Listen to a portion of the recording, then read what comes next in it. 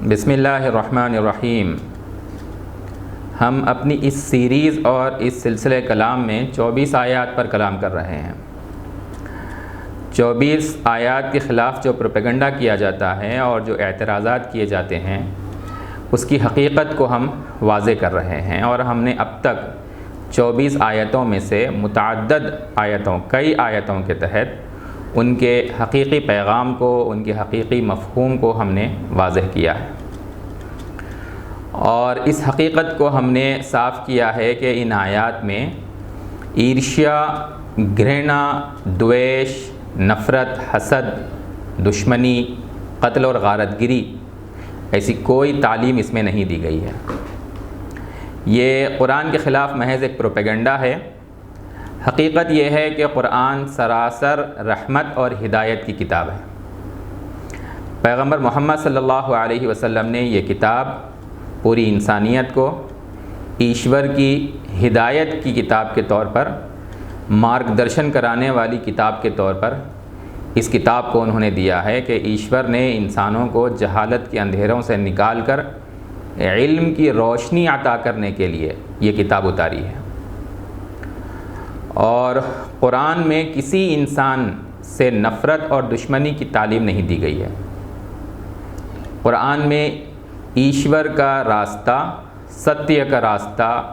ایشور کی عبادت، شرک سے بچنے اور ایشور کے سامنے حاضر ہونے کے لیے تیاری کرنے، سچائی، انصاف، حق، اچھے کرم،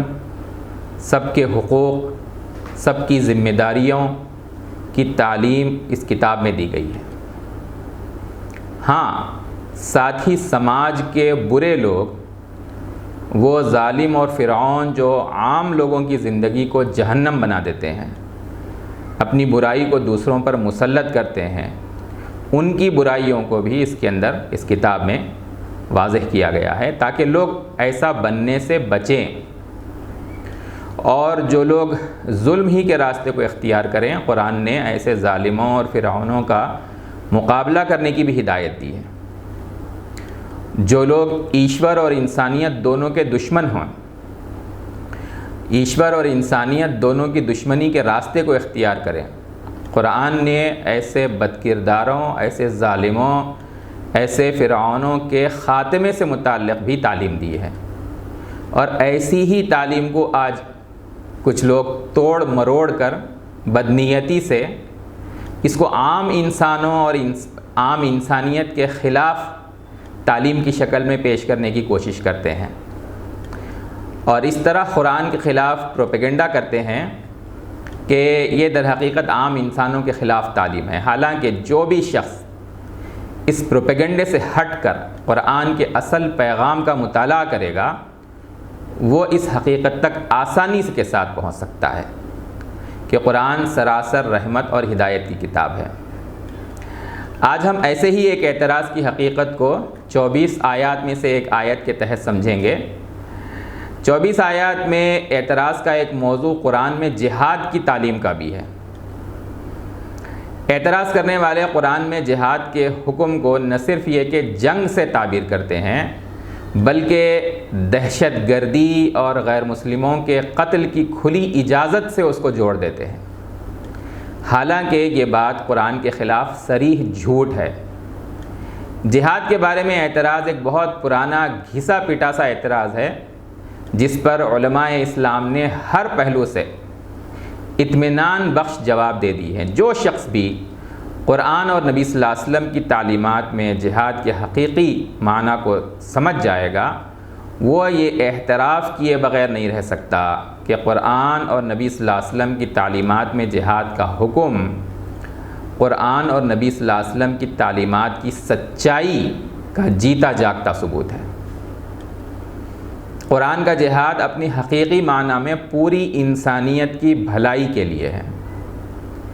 کیونکہ جہاد کا مطلب جو ہے وہ اللہ تعالیٰ تمام جہانوں کے پروردگار ہیں، تو تمام جہانوں کے پروردگار کی بھیجی ہوئی جو ہدایت ہے، اس کا اتارا ہوا جو مارگ درشن ہے، اس پر چلنا سماج میں اس مارگ درشن کے انوسار سچائی اور انصاف کو استھاپت کرنے کے لیے محنت کرنا، یہ جہاد ہے، تاکہ خود اپنے اندر سے اور سماج سے پاپ جو ہے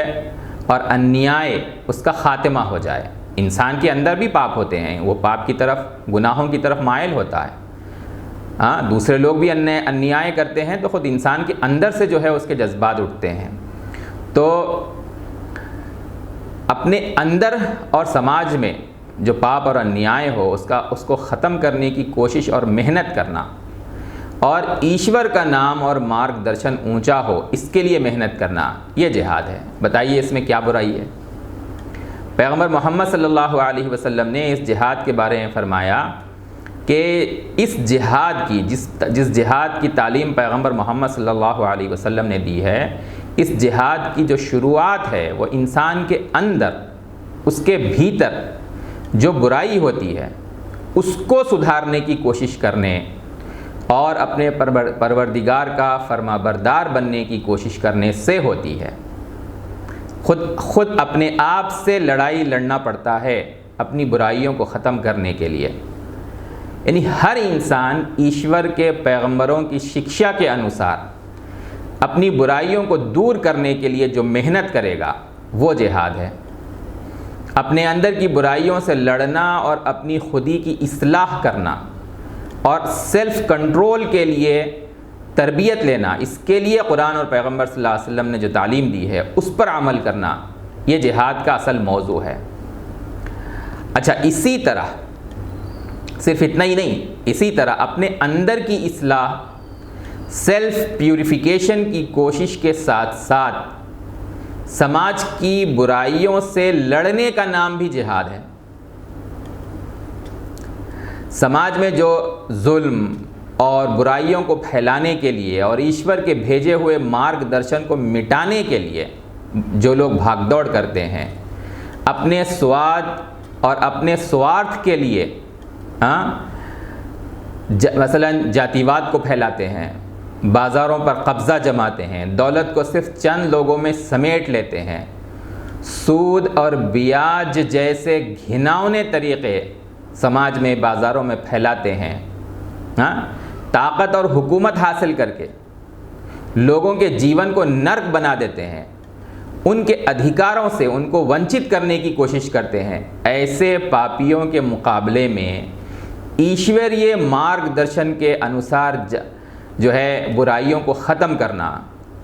جاتیواد کو ختم کرنا، حلال کمائی کے راستے سب کے لیے کھلے رکھنا، حکمرانوں کے ظلم کا مقابلہ کرنا،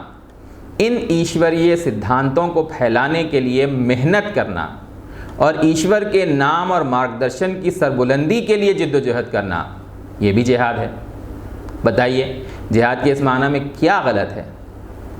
آج ہم اسی کی حقیقت کو سورہ تحریم کی آیت نمبر 9، سورت نمبر 66 اور آیت نمبر 9 کے تحت بیان کریں گے۔ آیت کے الفاظ ہیں: یا ایھا النبی جاہد الکفار والمنافقین واغلظ علیہم ومأواہم جہنم وبئس المصیر۔ یہ آیت انہی کلمات میں قرآن مجید میں 2 جگہوں پر آئی ہے، ایک تو سورہ توبہ میں اور دوسرے سورہ تحریم میں، جس کا ہم نے ابھی ریفرنس دیا کہ سورت نمبر 66 اور آیت نمبر 9۔ اس آیت کے معنی ہے: اے نبی، آپ کافروں اور منافقوں کے ساتھ جہاد کیجیے اور ان کے مقابلے میں سخت ہو جائیے۔ اعتراض کرنے والوں نے یہاں جاہدو یعنی جہاد کیجیے کے آگے خود سے ایک بریکٹ بڑھا لیا ہے۔ ٹرانسلیشن کے اندر ایک بریکٹ انہوں نے بڑھا دیا اور بریکٹ میں جاہدو کا مطلب انہوں نے یہ لکھا: دہشت گرد بن کر غیر مسلمان کا قتل کرو۔ حالانکہ یہ دہشت گرد بن کر غیر مسلمان کا قتل کرو قرآن میں بالکل نہیں ہے، یہ انہوں نے اپنی جانب سے بڑھایا ہے، اور یہی ان کے قرآن کے خلاف جو ہے وہ شرارت ہے۔ لوگوں کو قرآن کے بارے میں بہکانے کے لیے من مانی باتیں جو قرآن میں نہیں ہیں ان کو قرآن میں داخل کر کے جھوٹا پروپیگنڈا کرنا، یہی تو شرارت ہے۔ سب سے پہلی بات تو یہی ہے کہ اس آیت میں جہاد کے معنی قتل اور جنگ کے تو ہو ہی نہیں سکتے۔ اس کی وجہ کیا ہے؟ اس کی وجہ یہ ہے کہ وہ حکم جو اللہ کی طرف سے نبی صلی اللہ علیہ وسلم کو، پیغمبر محمد صلی اللہ علیہ وسلم کو آتا ہے، نبی اس کی تعمیل جو ہے وہ ضرور کرتے ہیں۔ جو حکم آئے اس کی تعمیل ضرور کریں گے۔ یہ کبھی نہیں ہو سکتا کہ قرآن نے کوئی حکم دیا ہو اور نبی اور رسول اس پر عمل نہ کریں۔ یہ اسلام کا ایسا اصول ہے جس میں ذرا بھی شک کی گنجائش نہیں ہے۔ اب اس آیت میں غور کیجئے، یہاں اللہ نے نبی کو حکم دیا کہ وہ کافر اور منافق لوگوں سے جہاد کریں، حالانکہ نبی صلی اللہ علیہ وسلم نے کبھی منافقوں سے جنگ نہیں کی۔ منافقوں سے نبی صلی اللہ علیہ وسلم نے کبھی جنگ نہیں کی۔ اگر اس آیت میں جہاد کے لفظ سے جنگ اور قتال کا حکم ہوتا تو نبی صلی اللہ علیہ وسلم کافروں اور منافقوں کے ساتھ ضرور قتال کرتے۔ دور نبوت کی 23 سالہ تاریخ اور سیرت پڑھیے آپ، نبی صلی اللہ علیہ وسلم نے کبھی بھی منافقوں کے ساتھ جنگ نہیں کی، حالانکہ منافقوں کی طرف سے اسلام اور مسلمانوں کے خلاف بڑی بڑی سازشیں رچی جاتی تھیں، نہایت ہی بیہودہ حرکتیں کی جاتی تھیں، لیکن کبھی اللہ کے نبی صلی اللہ علیہ وسلم نے منافقوں کے خلاف نہ خود تلوار اٹھائی اور نہ مسلمانوں کو تلوار اٹھانے کی اجازت دی۔ اس کا صاف مطلب کیا ہے؟ اس کا صاف مطلب یہی ہے کہ یہاں جہاد کے معنی جنگ اور قتل کے نہیں ہیں۔ اگر ہوتے تو نبی صلی اللہ علیہ وسلم کی جانب سے منافقین سے بھی جنگ اور قتال ضرور کیا جاتا۔ اس لیے اس آیت کے خلاف یہ پروپیگنڈا کرنا کہ اس میں کافروں اور منافقوں کے ساتھ جنگ کا، انہیں دہشت گرد بن کر قتل کرنے کا حکم دیا گیا ہے، یہ بالکل بے بنیاد بات ہے، صریح جھوٹ ہے۔ اب یہاں سوال ہے ایک کہ یہاں پھر جہاد کرو سے کیا مراد ہے؟ اگر جنگ نہیں ہے تو پھر جاہدو کا مطلب کیا ہے؟ نبی صلی اللہ علیہ وسلم نے جاہدو کے حکم کی تعمیل کس شکل میں کی جس سے جہاد کے معنی جو ہے وہ واضح ہوں گے؟ اور یہاں ایک بات اور سمجھنے کی ضرورت ہے کہ اگر اس آیت میں جنگ اور قتال کا حکم نہیں ہے تو کیا قرآن میں قتال اور جنگ کا حکم کہیں نہیں دیا گیا ہے؟ بے شک قرآن نے اور نبی صلی اللہ علیہ وسلم نے جس طرح ایمان اور نیک کا اعمال کی تعلیم دی ہے، اسی طرح برائیوں کے خاتمے کے لیے قتال اور جنگ کا بھی حکم دیا ہے۔ لیکن ایک تو اس جنگ کا حکم اس آیت میں نہیں ہے، دوسرے یہ کہ یہ دہشت گرد بن کر غیر مسلمان کا قتل کرو، یہ بھی کہیں قرآن مجید میں نہیں ہے۔ قرآن ہر ایک کے ساتھ جنگ کا حکم نہیں دیتا، بلکہ صرف پاپیوں اور اتیاچاریوں کے اتیاچار کا مقابلہ کرنے میں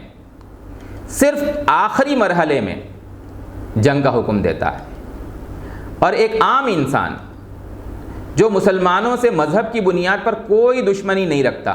مذہب کی بنیاد پر مسلمانوں سے جنگ نہیں کرتا، مسلمانوں کو مذہب کی بنیاد پر ان کے گھروں سے بے گھر نہیں کرتا،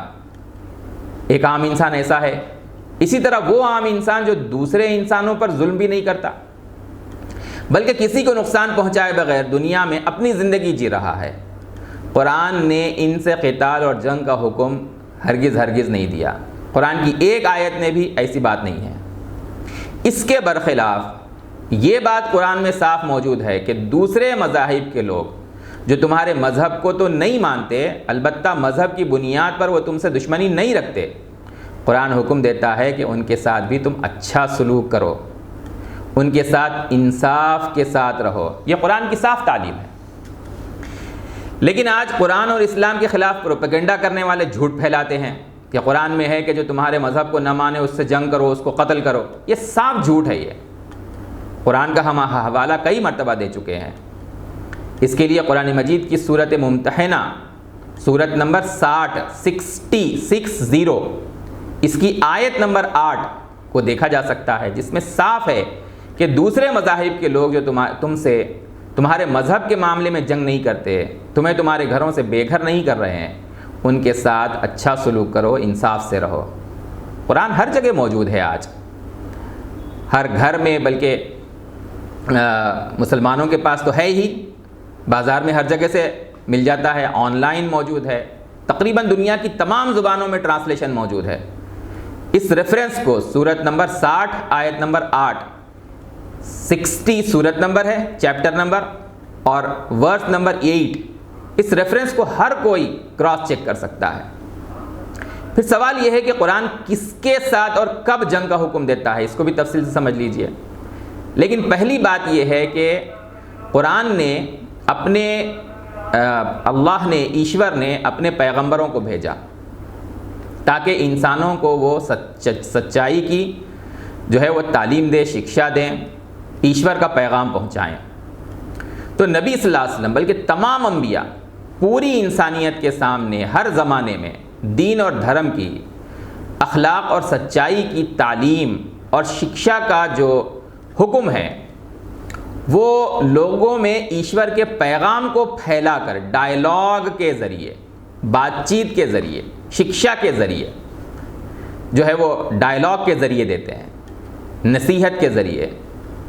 مادھیم کیا ہے؟ اس کا شکشا ہے، ایشور کی جانب سے نازل کی گئی جو کتاب ہے اور مارگدرشن ہے وہ لوگوں تک جو ہے وہ تعلیم اور شکشا کے ذریعے سے پھیلاتے ہیں، اور اسی شکشا اور تعلیم کے ذریعے سے لوگوں میں بدلاؤ لانے کی کوشش کرتے ہیں۔ یہ نبیوں کا طریقہ ہے،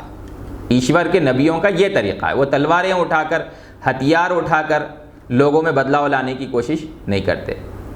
انبیاء کا طریقہ یہ ہے۔ ہاں، وہ تلوار بھی اٹھاتے ہیں، لیکن کب اٹھاتے ہیں اس کو سمجھنے کی ضرورت ہے۔ جب ایشور کے پیغمبر، اللہ کے انبیاء اپنے پیغام کو لوگوں تک پہنچاتے ہیں تو سماج کے، سوسائٹی کے جو نیک اور سچے لوگ ہیں وہ ایشور کے نبیوں کی تعلیم کو قبول کر لیتے ہیں، سویکار کر لیتے ہیں اور اس کے انوسار اپنا جیون بتاتے ہیں۔ اگر سبھی سماج میں یہی کرنے لگیں تو کسی جنگ کی ضرورت ہی نہیں ہوتی ہے۔ لیکن ہر سماج میں کچھ ایسے ظالم لوگ ہوتے ہیں جو اچھائی کو سمجھتے تو ہیں لیکن اس پر عمل نہیں کرنا چاہتے۔ کچھ ایسے بھی ہو سکتے ہیں کہ جو اتنے غبی ہو گئے ہیں کہ سمجھنا ہی نہیں چاہتے، لیکن اکثر ایسے ہوتے ہیں جو سمجھتے ہیں اچھائی کو لیکن اس پر عمل نہیں کرنا چاہتے۔ اچھا، اور آگے بڑھ کر اچھائی اور سچائی پھیلنے میں رکاوٹ بھی بنتے ہیں چونکہ ان کے مفادات متاثر ہوتے ہیں۔ تو وہ ظالم دین اور دھرم اور ایمان اور نیک عمل، سچائی کی تعلیم، ایشور کے مارگدرشن کو پھیلنے میں رکاوٹ بنتے ہیں۔ مثال کے طور پر بہت ساری مثالیں ہیں، توحید اور شرک کی مثالیں ہیں، اخلاق کی مثالیں ہیں۔ ایک مثال خاص طور پہ یہ ہے کہ محمد صلی اللہ علیہ وسلم نے جو ہے جاتی واد کو حرام کہا، تو اس سماج میں، قریش کے سماج میں حسب نسب اس کو وہ بہت اہمیت دیتے تھے۔ تو جو ظالم جاتی واد کو پھیلاتے تھے انہوں نے پوری مانوتا کی سمانتا کے اس ایشوریہ سدھانت کی، جس کی شکشا محمد صلی اللہ علیہ وسلم نے دی، سخت انہوں نے مخالفت کی۔ تو قرآن نے نبیوں کی تاریخ میں بتلایا کہ ایسے ظالموں کے مقابلے میں نبیوں اور ان کے انویائی، ان کے پیروکاروں کو ایشور کی جانب سے کیا حکم آیا کہ جو تمہاری مخالفت کریں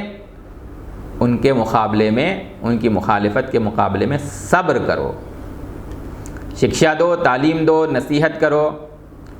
اچھائی کو شکشا کے ذریعے سے پھیلاؤ، اور کوئی تمہاری مخالفت کرتا ہے، تم پر ظلم کرتا ہے تو تم کیا کرو گے؟ صبر کرو۔ چنانچہ قرآن نے مخالفین کے بارے میں، پیغمبر محمد صلی اللہ علیہ وسلم کے مخالفت کرنے والے، ان کا کفر کرنے والے، ان کی تکذیب کرنے والے، ان کے بارے میں کیا حکم دیا؟ ان ظالموں کی طرف سے جو ظلم ہو رہا ہے، جو تکلیفیں پہنچ رہی ہیں، اس پر صبر کرو، اور حق اور انصاف کی تعلیم، اس کے لیے اپنی محنت جاری رکھو۔ سچائی کے راستے میں صبر کا جو حکم ہے قرآن مجید میں، وہ بار بار دوہرا کر دیا گیا ہے کہ جو شرارت کرنے والے ہیں ان کی شرارت کا جواب تم اگریسولی مت دو، جارحیت سے مت دو، صبر کرتے رہو۔ اچھا، ایک وقت ایسا آیا کہ ظاہر بات ہے وہ لوگ بھی انسان تھے،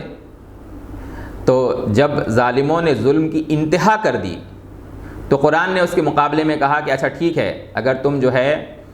تمہیں صبر مطلب تکلیف برداشت کرتے کرتے حد ہو گئی ہے اور اب جو ہے تمہارا جو صبر کا پیمانہ ہے وہ لبریز ہو گیا ہے، تو اب بھی مقابلہ کرنے کی اجازت نہیں ہے، بلکہ اللہ کی زمین بہت وسیع ہے، کسی ایسی جگہ چلا جاؤ، ہجرت کرو جہاں تم ظالموں کے ظلم سے بچ کر اپنے دین و دھرم پر آزادی کے ساتھ عمل کر سکو،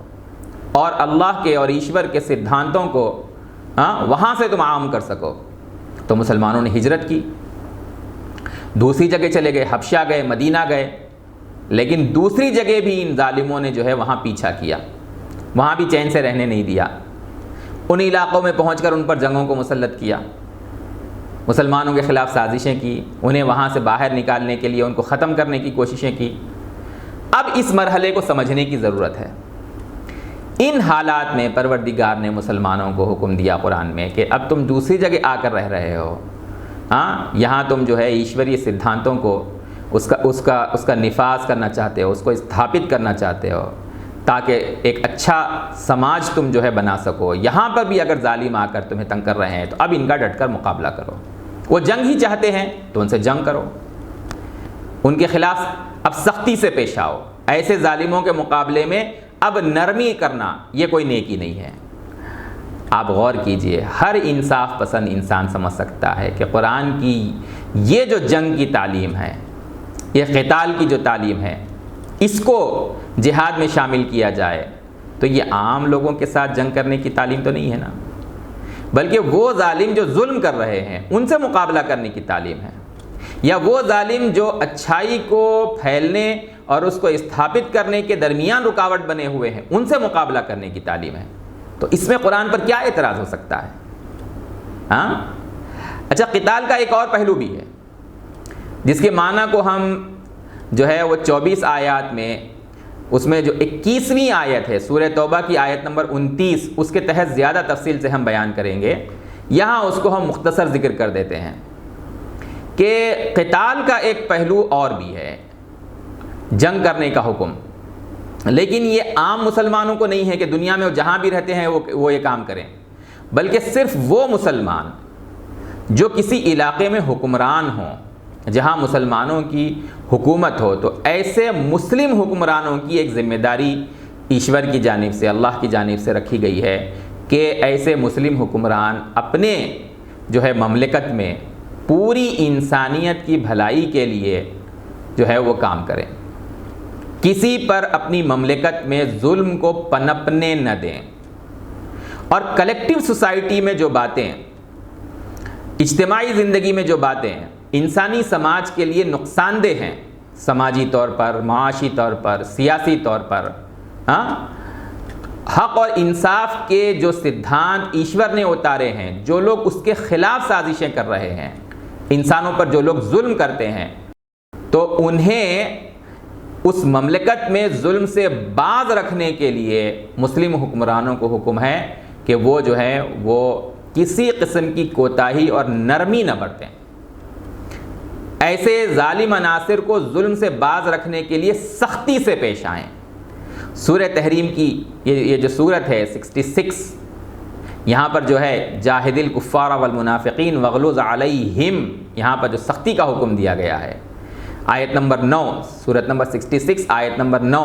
اسی کا بیان ہے۔ ہر انصاف پسند سمجھ سکتا ہے کہ یہ حکم بھی قرآن کی خوبیوں میں سے ہے۔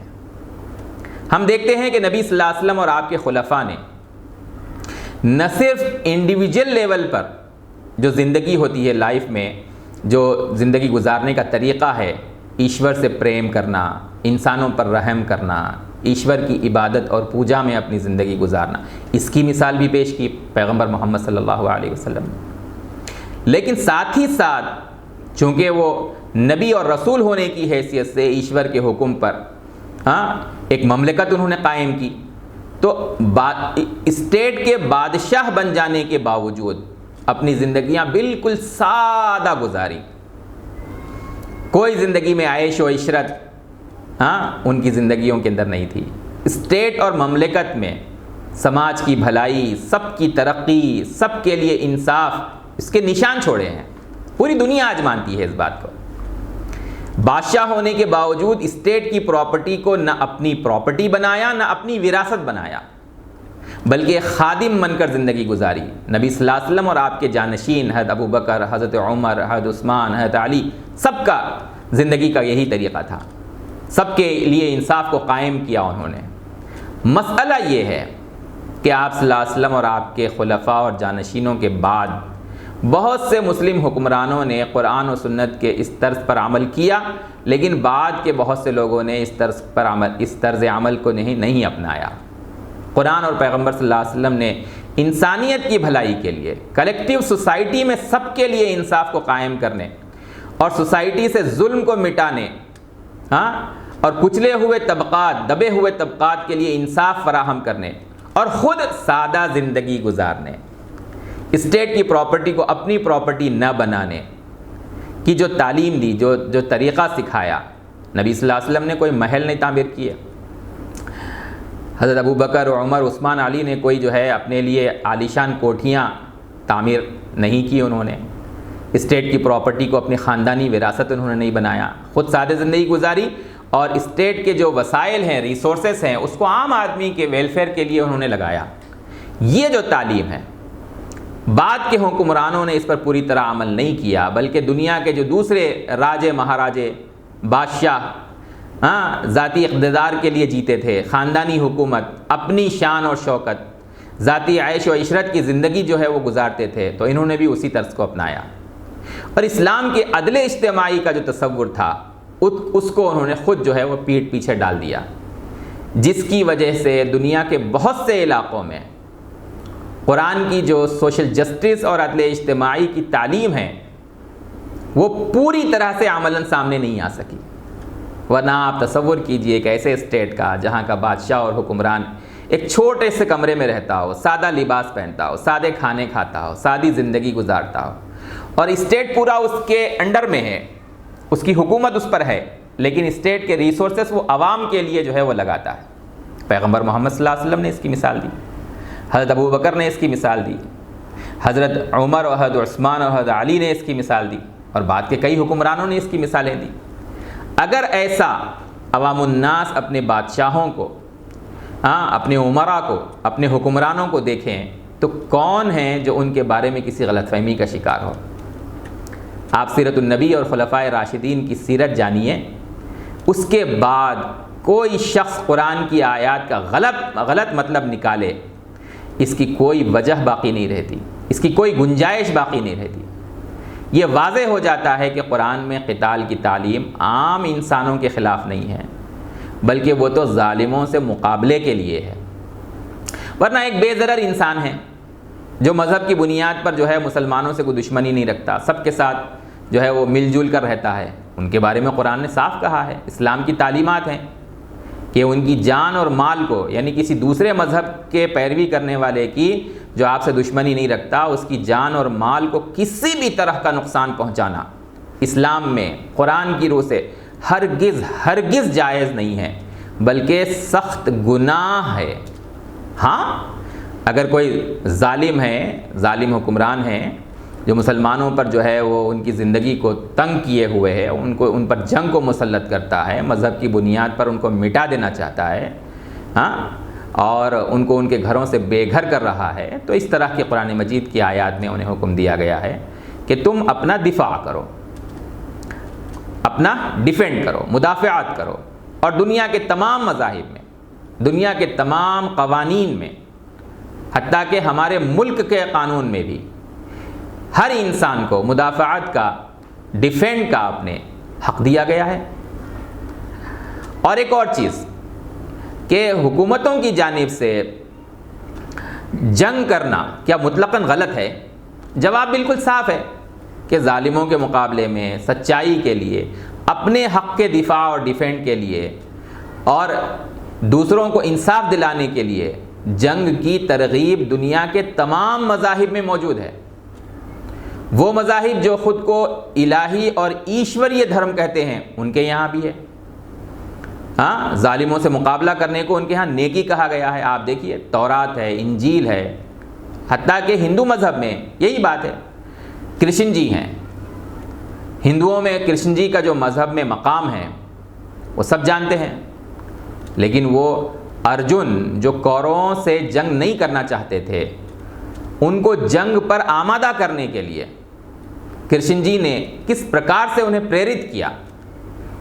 جنگ کو کامیابی کا راستہ بتلایا، اور اس تعلیم کے تحت انہوں نے جیون اور مرتیو کا جو ہے فلسفہ بیان کیا، وہ دیکھنے کے لائق ہے۔ گیتا میں دیکھیے کرشن جی کیا کہتے ہیں ارجن سے کہ ہے ارجن، یہ جنگ ایک سورگ کا دوار ہے، جنت کا دروازہ ہے جو تیرے لیے خود بخود کھل گیا ہے۔ ایسا موقع تو خوش قسمت شتریوں ہی کو ملتا ہے، لہٰذا اگر تو اپنے دھرم کی پیروی میں یہ جنگ نہیں کرے گا تو اپنے دھرم اور شہرت کو برباد کر کے پاپ جمع کرے گا، اور سب لوگ تیری کبھی ختم نہ ہونے والی برائی کے گیت گاتے رہیں گے۔ یہ برائی اور بدنامی انسان کے لیے موت سے بدتر ہے۔ اب بتائیے آپ، گیتا کی یہ جو شکشا ہے، کرشن جی کی ارجن کو جو شکشا ہے کہ جنگ جو ہے وہ سورگ کا دوار ہے، جنت کا دروازہ ہے، بتلائیے قرآن نے کیا کہا ہے اس سلسلے میں؟ قرآن نے اس سلسلے میں سب سے خوبصورت بات کہی ہے کہ تم ایشور کے سچے راستے پر چلو، سچ کی راہ میں کوئی تمہیں تکلیف پہنچائے صبر کرو، مخالفین کو سمجھاؤ،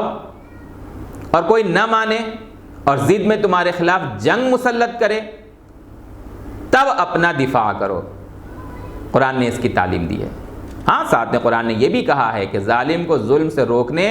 اور انسانوں اور انسانیت کے کمزور طبقات کی مدد کے لیے بھی ضرورت ہو تو جنگ کا اقدام عین انصاف ہے، نیکی ہے۔ دنیا کے تمام مذاہب میں، تمام قوانین میں،